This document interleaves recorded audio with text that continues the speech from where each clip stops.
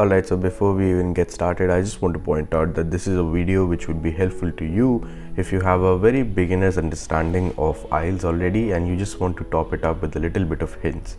तो अगर आप उस कैटेगरी में आते हैं तो मैं आपके लिए टाइम स्टैम्प्स यहाँ पे छोड़ दे रहा हूँ. आप किसी भी पार्ट ऑफ द वीडियो पे जा सकते हैं एंड ऑफ कोर्स यही टाइम स्टैम्प्स डिस्क्रिप्शन के अंदर भी दिए हुए हैं. So well, let's get started.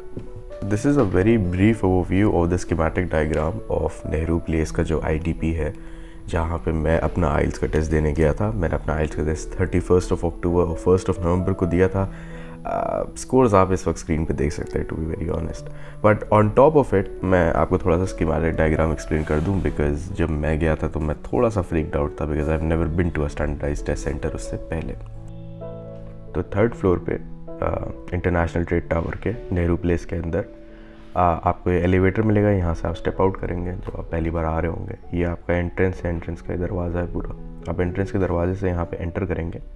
उसके बाद राइट में आपको क्या कहते हैं गार्ड की जगह दिखेगी. यहाँ पे अपने गार्ड साहब बैठे होंगे, ये आपसे एंट्री कराएंगे.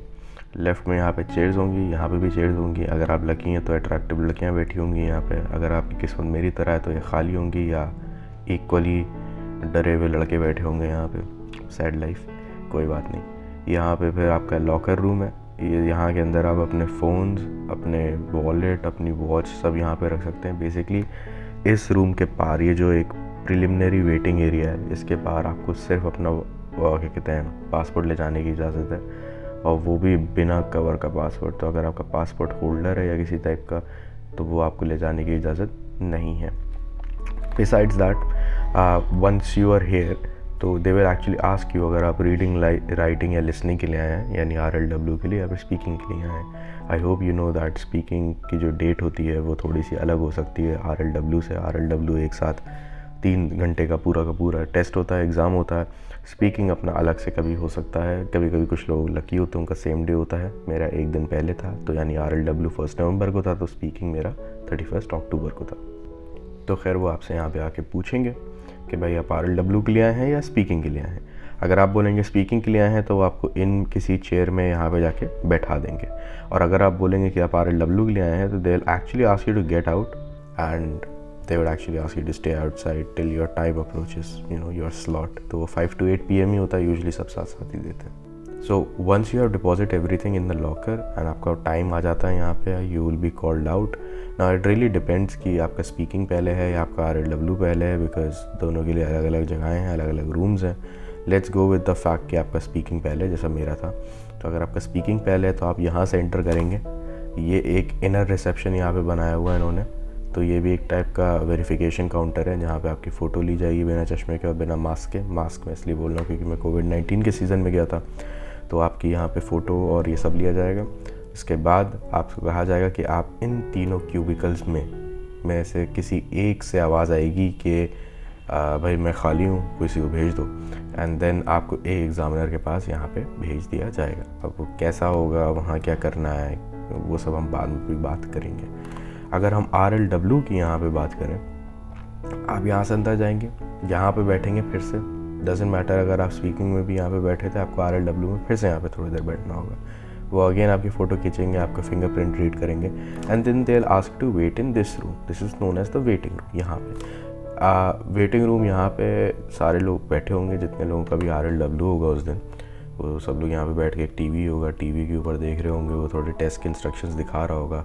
इनफैक्ट काफ़ी इंस्ट्रक्शंस ऐसे थे जो मैंने उस दिन रियलाइज़ करे उस टीवी की वजह से. मुझे पता ही नहीं था कि भाई ये भी कुछ रूल्स हैं या फिर ये भी कुछ फैसिलिटीज़ हैं जो मैं ऑप्ट कर सकता हूँ while I am giving the exam. तो थोड़ा वियर्ड लगा मुझे.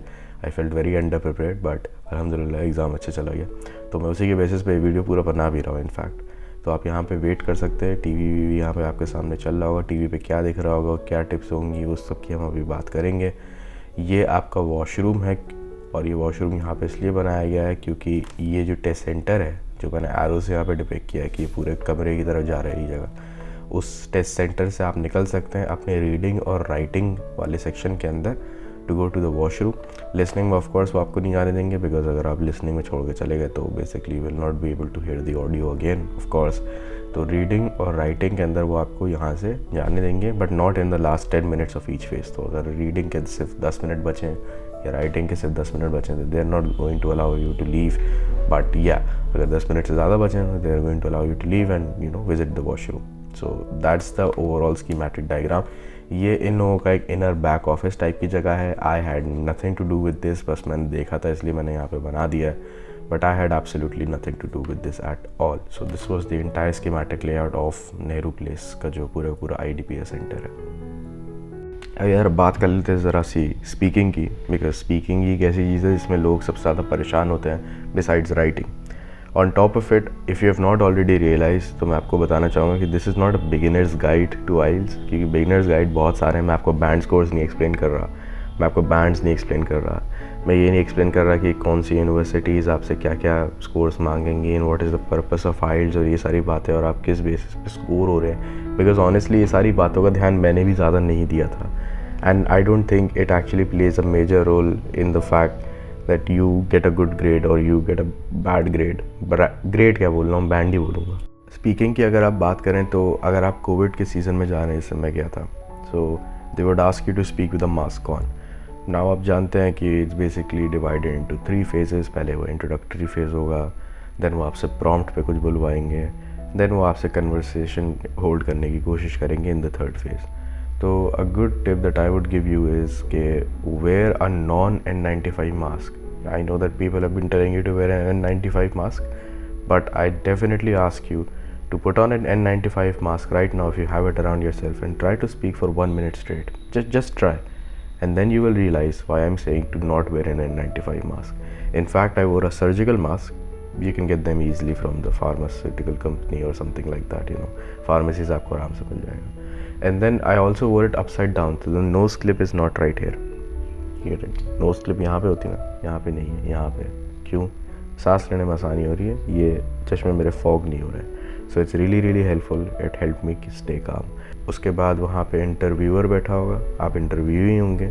बीच में एक टेबल होगी, टेबल के ऊपर एक बाबा आदम के ज़माने का रिकॉर्डर रखा होगा.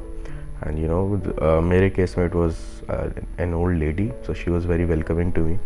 और मुझे बैठाया आराम से. And she actually told me that this is the speaking test part. And उन्होंने ऑन किया recorder and she was like the candidate is Mohammad Abdullah Sarkar and the interviewer is, उन्होंने अपना नाम लिया, उन्होंने अपनी आईडी बोली, कोई IDP की शायद कोई स्पेशल आईडी होगी. On top of that, when she started out, she basically asked me about what is your name and then she proceeded to ask me do you work और do you study. Now this is something that I learned while being in that interview. They usually do not expect a very simple answer from you. I mean, they will not be impressed if you give a very simple answer. They want to make it more nuanced in some aspect. So if they ask you, do you work or do you study, they don't want you to say, oh, I study. They actually want you to say, oh yeah, I study at Aligarh Muslim University. I am currently pursuing my BA honors in psychology. ठीक है. It's very relevant. ऐसा नहीं है कि बहुत ही irrelevant बात बोल दी कि हाँ भाई, my name is Mohammad Abdullah Sarkar and I am currently studying in Aligarh Muslim University and I like bikes. तो ये बहुत ही वियर्ड हो जाएगा. तो इस तरीके से आप नहीं कर सकते. Okay, once the first phase is over, then comes the prompt वाला फेज, जिसमें लोग सबसे ज़्यादा डरते हैं. मुझे प्रॉम्प्ट मिला था बेसिकली कि I have to talk about somebody whom I admire a lot for their intelligence. IELTS में बैठा था, इंटेलिजेंस की बात आई, मेरे दिमाग में सबूर भाई आए. मैं सबूर भाई का चिट्ठा पूरा लिख दिया पूरा वहाँ पे. चिट्ठा लिखने का मेरा मतलब ये है कि they give you a note pad इतना बड़ा सा कम से कम, जिस पर आप पेंसिल से लिख सकते हैं. पेंसिल भी वो लोग आपको प्रोवाइड करेंगे, आराम से रहो. एंड आप वहाँ पे लिख सकते हैं for 1 minute your ideas about which you will have to speak for the next 2 minutes. तो वहाँ पे बस बुलेट पॉइंट्स लिख लीजिए. If you are somebody who is been involved in extemporary debating और something like that, it should be pretty easy for you. It was easy for me. And on top of it, I would suggest you that you do not mention something जो सच ना हो. That is very weird because most people will tell you that it does not matter whether or not you're lying in the prompt. देखिए, अगर मरता क्या ना करता वाली सिचुएशन आ जाए तो it's completely fine for you to lie, but I would not suggest that because जो 3rd फेज़ है कन्वर्सेशनल फेज़, उसमें 2nd फेज़ की जो आपने रिस्पॉन्स दिया होगा, 1 या 2 मिनट बोला होगा, उसी से वो सवाल पूछेंगे. So if you have said something that is not true, or at least not true in your opinion, then you are going to have a pretty tough time defending it. So beware of that. On top of it, 3rd phase जो होगा वो of course एक conversational चीज़ होगी. तो उन्होंने मुझसे intelligence से सवाल पूछे, उन्होंने मुझे चिल्ड्रन इंटेलिजेंस पे सवाल पूछे, आर्टिफिशियल इंटेलिजेंस पे 1-2 सवाल पूछे, very generic questions, nothing very technical. And after that I got up, thanked her and I left. I managed to get an 8.5 at speaking, I believe, and this is after I gave like 3 or 4 hours and ums, and I clearly remember एक मैंने sentence बोला था जिसका ना कोई sir बन रहा था ना कोई पैर बन रहा था. I mean, it was just a vague sentence. It was equivalent to this book being a peanut butter sandwich. क्या? See? That sentence that I just delivered, that's how awkward and weird that sentence was जो मैंने बोला था. उसके बाद ही she me 8.5. I don't know why, but okay. So it's not that hard. Just don't get scared and don't wear an N95 mask. Like, I definitely saw a few children almost crying their eyes out because they went in with an N95 mask, and I was like, bro, why would you not practice this? So अब किसकी बात करनी थी? RLW की, reading, listening and writing. This is basically a little bit of a misnomer because पहले listening, फिर reading और फिर राइटिंग होता है. So I should be actually saying it out as LRW. या एक स्टैंडर्डाइज फॉर्म है जो सबको फॉलो करना पड़ता है. So basically this is your 3 hour main IELTS test speaking के अलावा जो होता है. एंड आपको पहले वेटिंग रूम में बैठाएंगे, जो मैंने आपको अभी थोड़ी देर पहले दिखाया ही था. वेटिंग रूम के अंदर सामने टीवी होगा, वो आपको बता रहा होगा कि भाई किस तरीके के क्वेश्चन हो सकते हैं. So basically the format is pretty simple. Reading और राइटिंग के अंदर of course left side of the screen पे आपके क्वेश्चंस होंगे, राइट साइड पे आपको अपने आंसर्स देने होंगे.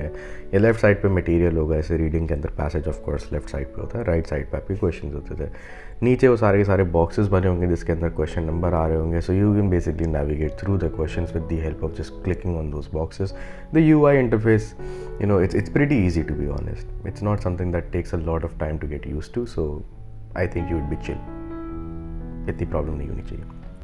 हाँ, good part was that there is also review button. So अगर आप किसी क्वेश्चन पे and you want to come back to it, listening के अंदर तो आने का फ़ायदा नहीं है बिकॉज आपको ऑडियो ही एक ही बार सुनाई जाएगी, तो क्या ही बड़ी बात है. बट रीडिंग के अंदर स्पेसिफिकली मुझे सबसे ज़्यादा हेल्प मिली थी कि अगर आपको वापस आना है किसी क्वेश्चन पे, रिव्यू करना है, आपको श्योर नहीं है कि उसका आंसर क्या था भाई, तो आप वो रिव्यू वाला बटन दबा सकते हैं. It is actually going to change the shape of the question prompt that's at the bottom. जो क्वेश्चन के सारे बॉक्सेस बने हुए ना, तो वो एक बॉक्स को लेगी जिस पर आपने रिव्यू का दबाया, उस बॉक्स को वो सर्कुलर कर देगी. तो आपको याद रहेगा नीचे देख के कि अच्छा ये वाला बॉक्स जो है ये छूट गया है मुझसे, तो इस पर वापस आना है भाई. तो that's a very helpful thing. और हाँ, तीनों फेजेस का अलग अलग लॉगिन पासवर्ड आपके एक्चुअली टेबल पे रखा होगा. जब आप वहाँ पे पहुँचेंगे, it's going to be like a computer screen. आप आराम से चेयर पे बैठेंगे, नए कीबोर्ड, नया मॉनिटर, राइट में आपके हेडफोन्स रखे होंगे. You know, if you want to use them and you will have to use them in at least listening, and I also prefer that you use them in writing, but we are going to talk about that in a few moments. Let's now jump into all the individual sections of listening, reading and writing. LRW. Listening is probably the easiest of the 3 because उसके अंदर आपको literally कुछ नहीं करना है, बस बैठना है वहाँ पे, ईयरफोन लगाना है, and just don't be a toxic significant other. Basically, this is the easiest way I can put it. Listen to the other person and practice active listening. Alright, just do what if you would have done in your relationship would have saved it. मैं तो ऐसे ही देके गया था. देखो जो बात है, okay, jokes aside, once you sit down at listening, आप अपने headphones की volume adjust कर सकते हैं. I personally kept them to about a half because they are actually pretty loud. उसके साथ साथ एक बार आपने headphones लगा लिए हैं, then you just skim through the questions as fast as you can. Don't stop looking at the questions. कम से कम task 1 का जो क्वेश्चन होगा या फेज़ 1 का जो क्वेश्चन होगा, टास्क 1 के आप क्वेश्चन पूरे के पूरे पढ़ लीजिएगा. Alright, and they are going to give you time. They are actually even going to break apart a single task into 2 parts. For example, they are going to say कि भाई question 1 to question 6 आप पहले पढ़िए, पहले उसकी recording play होगी और फिर बाकी टास्क की रिकॉर्डिंग प्ले होगी. And this is when the listening task in itself has like 4 parts. तो 4 पार्ट, 4 अलग अलग सेटिंग्स, कहीं ग्रुप सेटिंग है, कहीं कन्वर्सेशनल सेटिंग है, कहीं पे प्रोफेशनल सेटिंग है, और उसके अंदर भी they are actually going to give you gradation. और ग्रेडेशन से मेरा मतलब ये है कि जैसे लिसनिंग टास्क के अंदर फर्स्ट फेज, मान ली कन्वर्सेशनल लिसनिंग की बात हो रही है, उसके अंदर भी they are actually going to tell you कि भाई पहले हम फर्स्ट से लेके 6th क्वेश्चन तक के आपको ऑडियो सुनवाएंगे. आपको सुननी है, कीप योर ईयर्स ओपन, वो कभी कभी आपको इन्फरेंस से ड्राइव करना पड़ जाएगा आंसर जैसे, and don't jump quickly to the answer, and once you have actually decided an answer, do not stop listening to the audio. Because मेरे साथ ऐसा हुआ था कि once there was this one professional setting in which this lady was describing a mall that had popped up in Australia, somewhere near in Melbourne, I guess. And she was actually talking about what makes the mall so special. And she mentions this one room which has amazing walls because they're colored very fancily, right? And इस पे question था कि the room is made special by, इसमें एक answer था the color on the walls. मैंने वो टिक कर दिया. And then the lady, जैसे ही मैंने टिक किया जैसे तभी वो लेडी ऐड करती है कि but the most fancy part, or the fanciest part about the room is actually not the color of the walls but rather the portraits that hang from. I'm like अरे but rather इसकी जल्दी उठाया वापस उसे सही किया. You can of course correct your answers आराम से, so don't worry about that, just don't stop listening. अगर आपका एक या दो मिस हो जाए, don't worry about it, आप पैनिक कर जाएंगे. पैनिक करने के बाद you're going to mess up everything, so don't do that. Please don't do that. On top of it मैं आपको ये भी याद दिलाना चाहूँगा कि अगर 1 to 10 है क्वेश्चन का ऑर्डर, तो 1 to 10 आंसर का ऑर्डर भी होगा. यानी सबसे पहले क्वेश्चन नंबर 1 का आंसर मिलेगा, फिर क्वेश्चन 2 का, फिर क्वेश्चन 3 का, फिर क्वेश्चन 4 का. उसके बाद आप टास्क 2 पे शिफ्ट करेंगे, उसमें भी फिर क्वेश्चन 1 से लेकर 10 तक का आपको ऑर्डर मिलेगा. किस टाइप के क्वेश्चन होते हैं, क्या होता है, वेल बेसिकली आपको वो टीवी के ऊपर वहीं पे दिखा दिया जाएगा. पहली बात तो वो है, लेकिन मैं आपको थोड़ा सा रफली बता देता हूँ कि भाई यहाँ फिल इन द ब्लैंक्स हो सकते हैं, ड्रैग एंड ड्रॉप टाइप के हो सकते हैं. आपको रियल टाइम में ये डिसाइड करना पड़ सकता है कि भाई कोई स्ट्रक्चर वो डिफ़ाइन कर रहे हैं कि it is north west of the entrance, तो कंपस दिया होगा, ग्राफ बना होगा, मतलब डायग्राम बना होगा, ग्राफ तो क्या ही बना होगा. एंड आप देखेंगे कि अच्छा नॉर्थ यहाँ पे, नॉर्थ वेस्ट यहाँ, वेस्ट यहाँ पे, तो नॉर्थ वेस्ट इधर होगा, और उस पर एक ब्लैंक बना होगा मान ली बी, तो ये मेरा अच्छा यानी ये पार्किंग लॉट जो है वो बी है. तो आपको इस तरीके से भी क्वेश्चंस, मतलब बहुत ही जेनरिक क्वेश्चंस टाइप की चीज़ होगी, nothing very advance in that sense. अब बात आती है रीडिंग की. अगर आप ये सोच के जा रहे हैं कि आपने 10th में बहुत अच्छा किया था अपने कॉम्प्रिहेंशन के अंदर, इसी वजह से आपका रीडिंग अच्छा जाने वाला है, तो ये गलती आप मत करिए, बिकॉज़ ये गलती हमने करी थी और मेरा दिमाग ख़राब हो गया. भाई इतना अच्छा उन्होंने मुझसे रीडिंग कॉम्प्रिहेंशन पैसेज पूछा था, एंड आई से अच्छा because it was actually pretty difficult. तो the answers have to be very nuanced again. तो जैसे लिसनिंग के 4 टास्क होते हैं, रीडिंग के 3 होते हैं, यानी 3 पैसेजेस आपको देते हैं, and they increase in difficulty. उसके साथ साथ ये भी था कि जैसे कि कुछ फिल इन द ब्लैंक्स भरे हुए होते हैं, ऑफ कोर्स कुछ आंसर्स दिए हुए होते हैं बीच बीच में, to give you a flavour, to give you an idea कि किस तरीके से आपको आंसर करना है. तो मुझे याद है कि एक परसेंटेजेस का क्वेश्चन था जिसमें पैसेज के अंदर भी परसेंटेज रेंज के अंदर दे रखी है, जैसे 0 to 10%, 10 to 50%. पहले से जो आंसर दिए हैं उसमें भी वो रेंज के अंदर दे रखी है, लेकिन जो क्वेश्चन हमसे पूछा है उसके अंदर उन्होंने लिखा है नॉट मोर देन -%. तो मैंने उसमें देखा answer,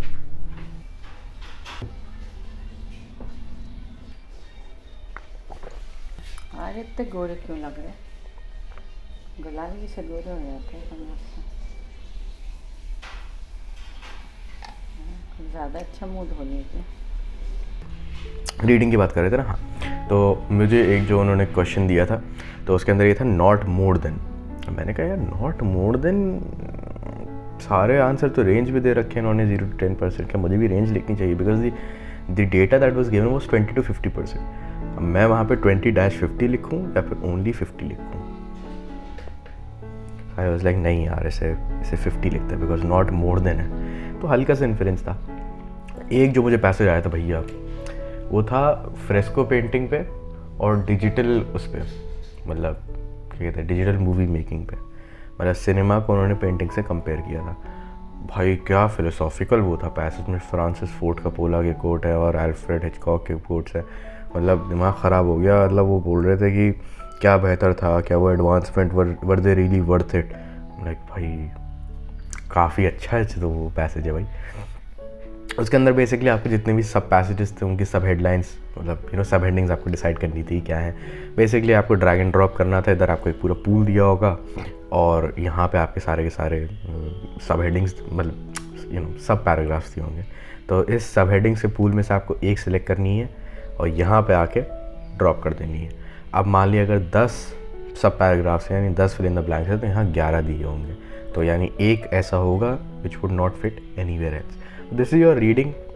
it really depends upon how open minded you are at that time. मैं हैविली रिकमेंड कर रहा हूँ सबको कि प्लीज़ सो के जाइएगा. Don't be me. मैं सो के नहीं गया था.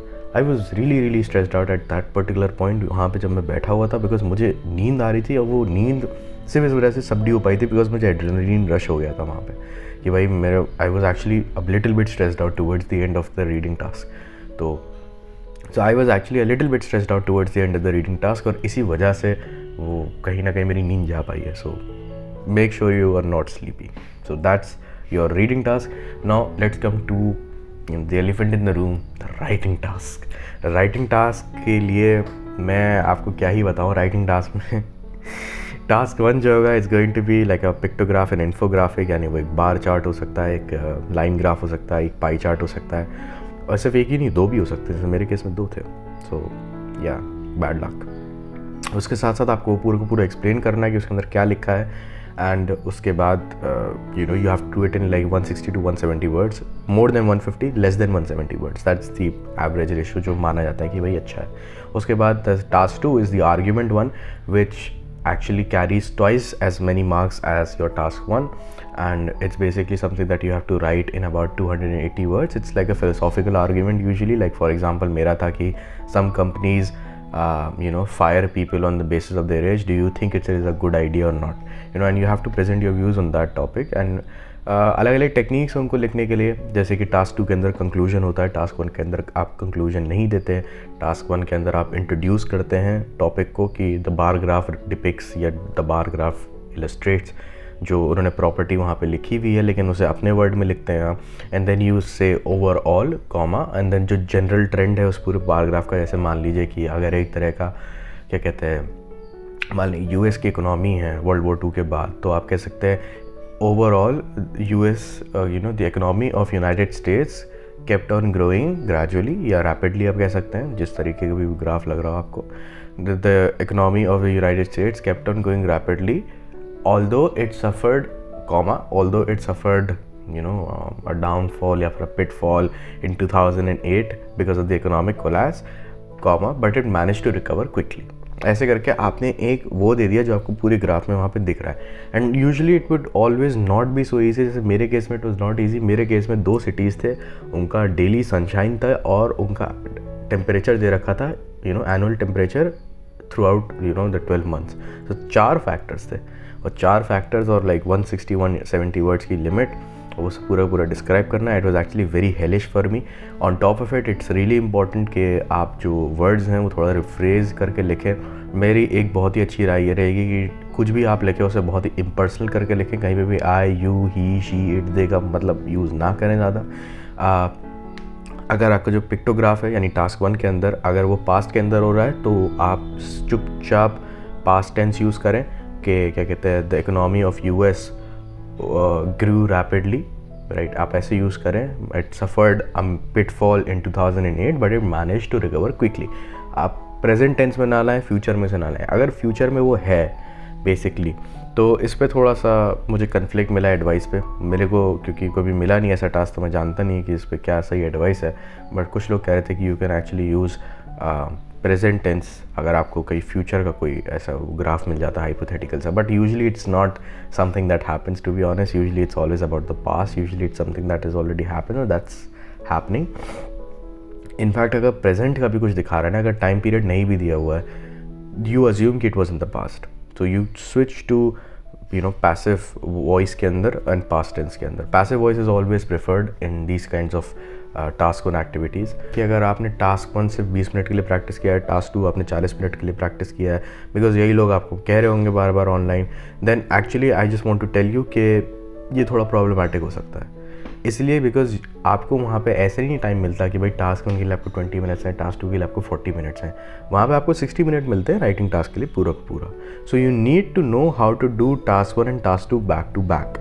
All right. आप ऐसे बीच में ब्रेक नहीं ले सकते, ब्रेक लेंगे तो भाई आप ही का घाटा है, to be very honest at the very end. Writing task में मत जाइए वॉशरूम, बिकॉज वहाँ पे टाइम थोड़ा ज़्यादा ऑफ कोर्स इन्वॉल्व हो रहा होता है।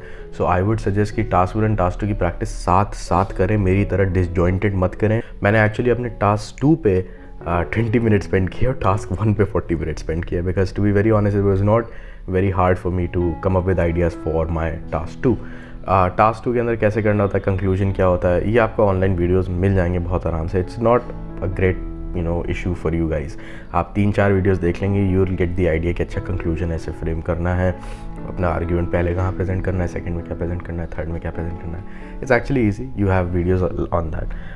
ऑन टॉप ऑफ इट मैं आपको एक बात बहुत इंपॉर्टेंट बताना चाहता हूँ आइल्स के अंदर। देखिए, आप एक कंप्यूटर के साथ काम कर रहे हैं, कंप्यूटर के साथ एक एवरेज आपका कीबोर्ड जुड़ा हुआ है, यानी कि सारे के सारे फंक्शनैलिटी जो आपके नॉर्मल कीबोर्ड में है वो आपके उस कीबोर्ड के अंदर भी होगी।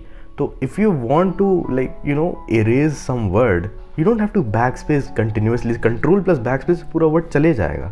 Alright, like I saw kids they are doing क्यों, why do you want to do that? Make it a habit to save your time while writing, please.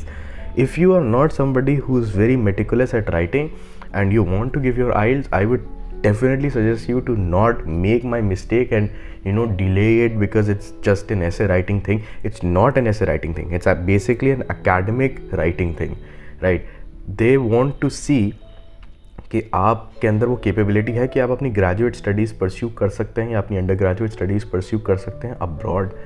And they pretty like बाहर के मुल्कों में, बाहर के ममालिक में, they have a pretty high standard of writing, because उनके research papers काफ़ी टॉप नॉच होते हैं। दे communicate with very meticulous words.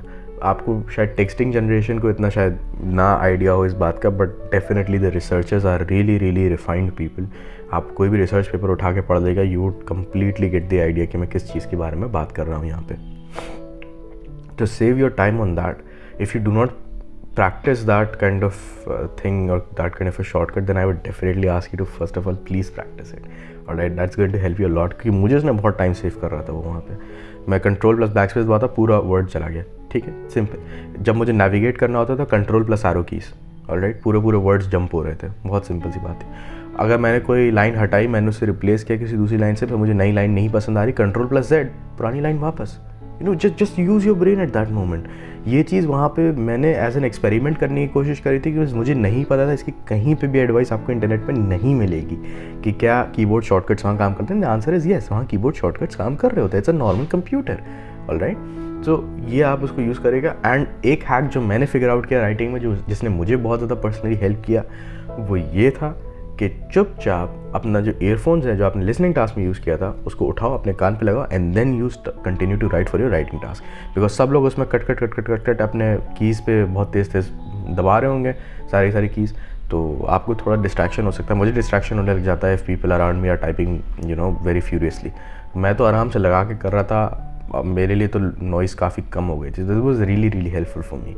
So you do that. अपनी राइटिंग को आप थोड़ा सा प्रैक्टिस कर लें। एक जेनेरिक इंडियन कीबोर्ड जो होता है, मैकेनिकल कीबोर्ड, उस पर अगर आप प्रैक्टिस करें तो बेहतर है, क्योंकि most probably that's what you going to receive. And या that's task 1 and task 2 of writing. तो अगर आप इस तरीके से देखेंगे तो आपका रीडिंग, लिसनिंग, राइटिंग जो है उसके आपको टेस्ट पेपर्स मिल जाएंगे ऑनलाइन। अगर आप IDP के लिए साइन करेंगे तो you are also going to get like a Cambridge booklet. So don't worry about it at all यार, alright, don't worry about it, don't stress about it. आपको online test बहुत सारे मिल जाएंगे। If you have even a month of preparation and you are somebody who can actually hold a conversation in English, और you are somebody who really likes to read novels, you are actually pretty good, you are in the clear. So don't worry about that. And कोई भी और question हो तो of course you can always ask me. Take care.